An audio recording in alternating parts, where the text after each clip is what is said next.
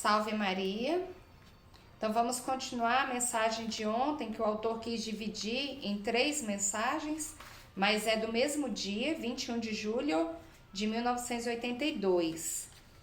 Então ele dividiu a mensagem de Nossa Senhora em 3 partes, cada parte com seu comentário e sua reflexão bíblica. E a de hoje é bem comprida, bem longa, né? Vou tentar ser o mais breve possível. Mensagem de Nossa Senhora. Não podeis renunciar ao jejum corporal. Não podeis substituir o jejum pela esmola e pela oração. Só os doentes podem substituir o jejum pela esmola. O melhor jejum é o jejum a pão e água e nenhum outro. Há depois um jejum ainda mais necessário, que é a renúncia ao pecado, às paixões, aos prazeres ilícitos. Renunciai, antes de mais, aos programas televisivos, que são grande perigo para as famílias. Os programas televisivos destruíram-vos. Já não sois capazes de rezar, de vos recolher. Renunciai ao álcool, aos cigarros, aos pequenos prazeres.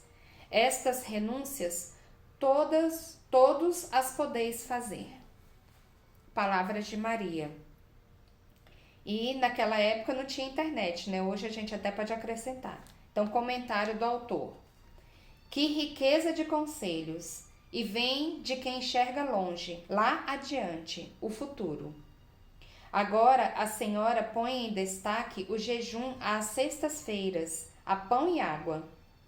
Brilhante estratégia de quem quer nos conduzir à santidade.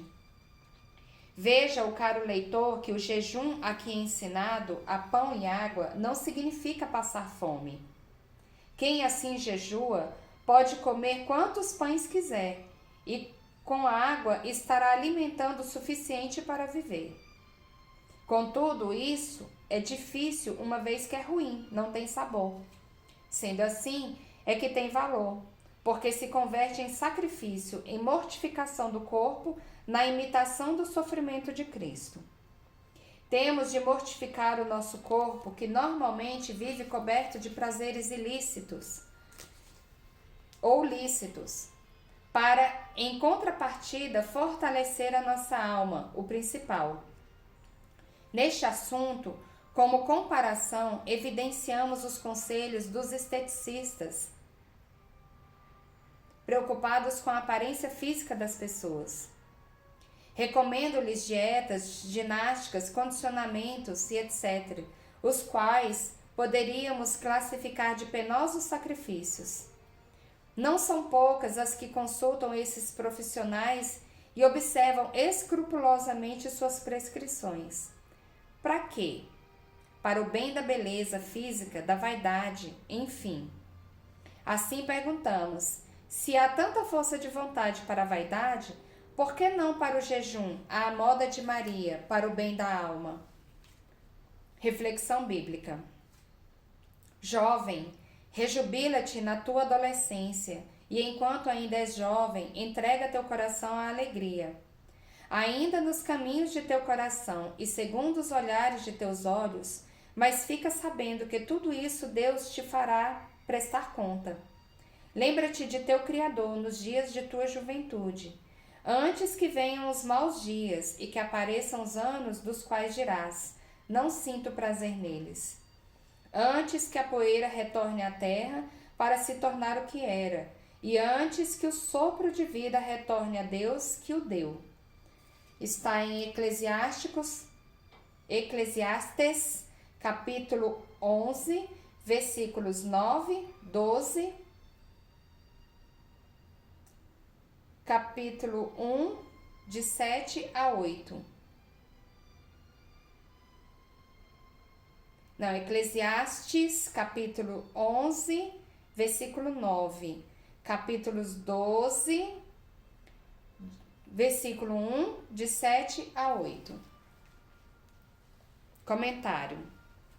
A ponderar que o mundo atual está de fato escravo dos meios de comunicação, não poderíamos deixar de comentar com maior ênfase isso que afirmou Maria: os programas televisivos destruíram-vos.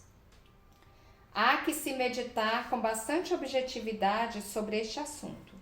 Por certo, todos temos em nossa casa um aparelho de TV, e hoje a internet, que é o meio de comunicação humano.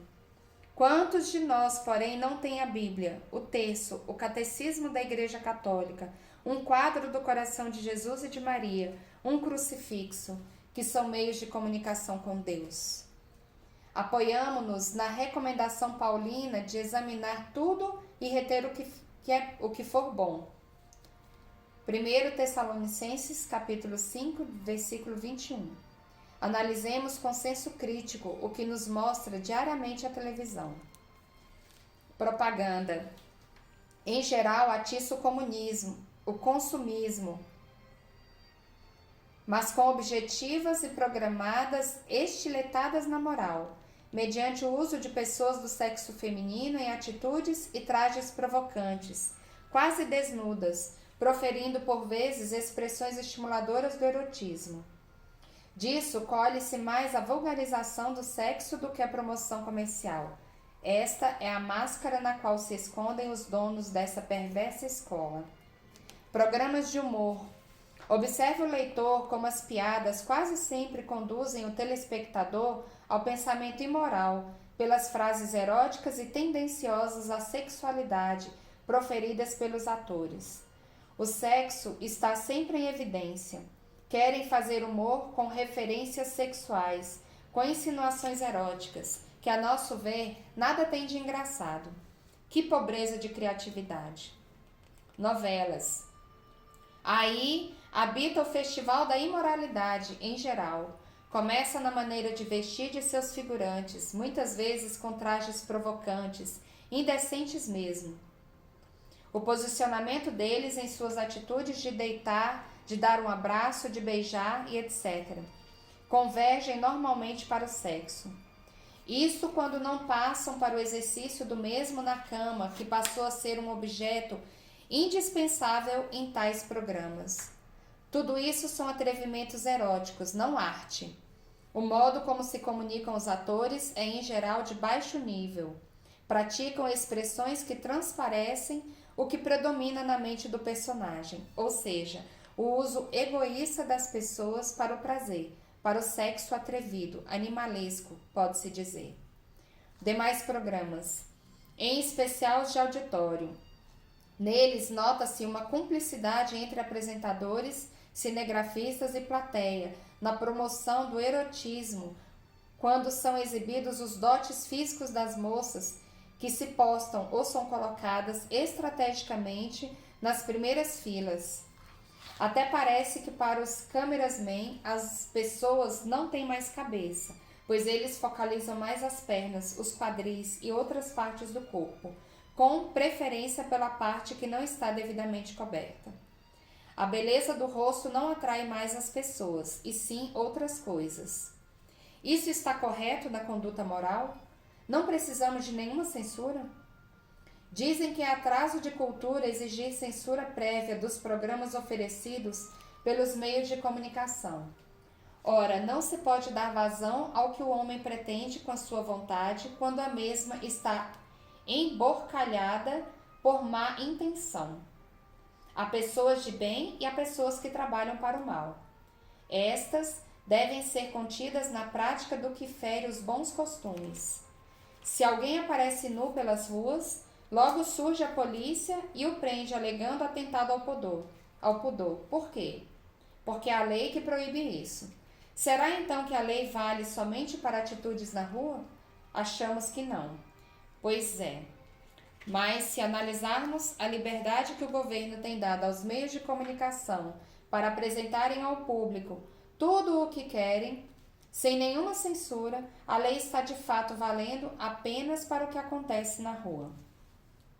Para a televisão, especialmente, há a liberdade para apresentar o nu, o pornográfico, a perversidade, as aberrações sexuais, a violência, a desonestidade e etc.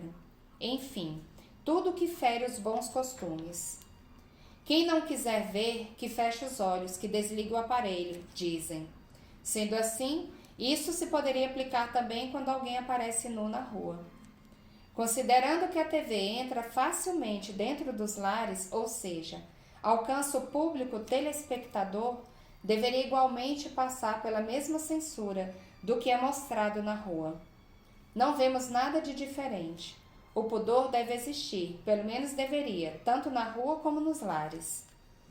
O que vemos por aí, na realidade, são indivíduos que, já não tendo moral, querem a todo custo uma lei que ampare sua safadeza, sua atitude contrária aos bons costumes que rotulam de cultura. Pobres criaturas analfabetas de conhecimento moral. Elas são os tais sepulcros caiados, assim classificadas por Jesus, bonitas por fora, falantes defensoras da liberdade, quando de fato estão escravas do mal e podres por dentro. O interesse econômico é de fato o principal objetivo daqueles que se postam contra a censura. Para eles não há limites para a imoralidade em suas ações egoístas e alcançam dos governos atitudes similares. Ora, se os pais são responsáveis pelo controle da conduta de seus filhos dentro das suas famílias, da mesma forma é o governo responsável pelo controle do que atinge o povo.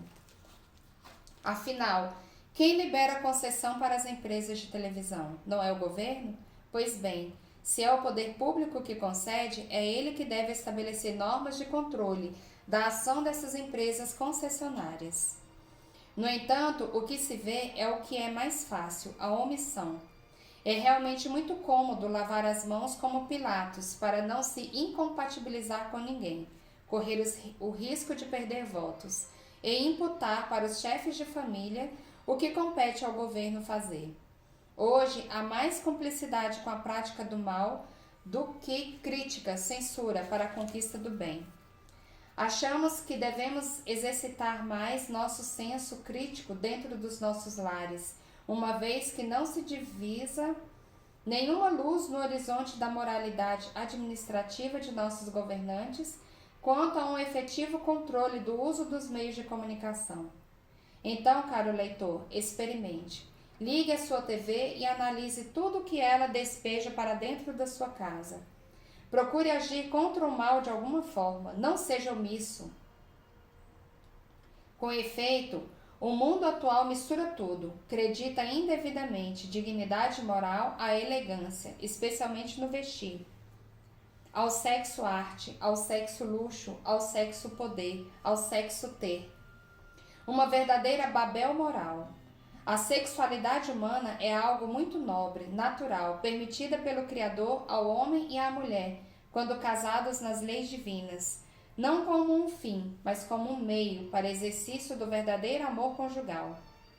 Sexo, ademais, não pode ser objeto de exploração, de divulgação e de exibição pública, como está sendo pelos canais de comunicação, em especial pela televisão, pela internet. Pode, é claro, ser matéria de estudo, de educação, de pesquisa científica, observada, porém, a ética moral. Seria de estranhar se Nossa Senhora não tivesse vindo à Terra numa época como esta, em que reina a liberdade nos costumes. É a própria Virgem quem diz, nas mensagens, que o mundo atual está pior do que da época do dilúvio e de Sodoma e Gomorra. Ela nos adverte particularmente do mau uso da TV, porquanto com a cabeça repleta de propagandas, de novelas, de filmes e a internet, evidentemente que não se tem condições favoráveis à oração e à meditação. Nossa rainha não é contra os meios de comunicação. Pede-nos apenas que saibamos dosar o uso dos mesmos, para que tenhamos tempo tanto para a oração, que é a comunicação com Deus, quanto para um divertimento sadio e prudente.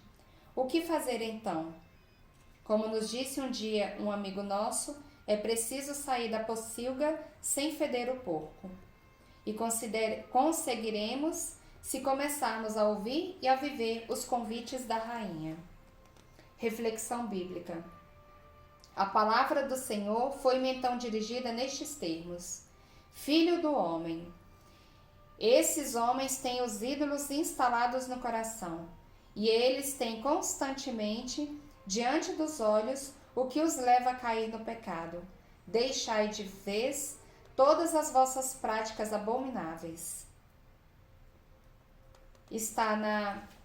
Essa passagem está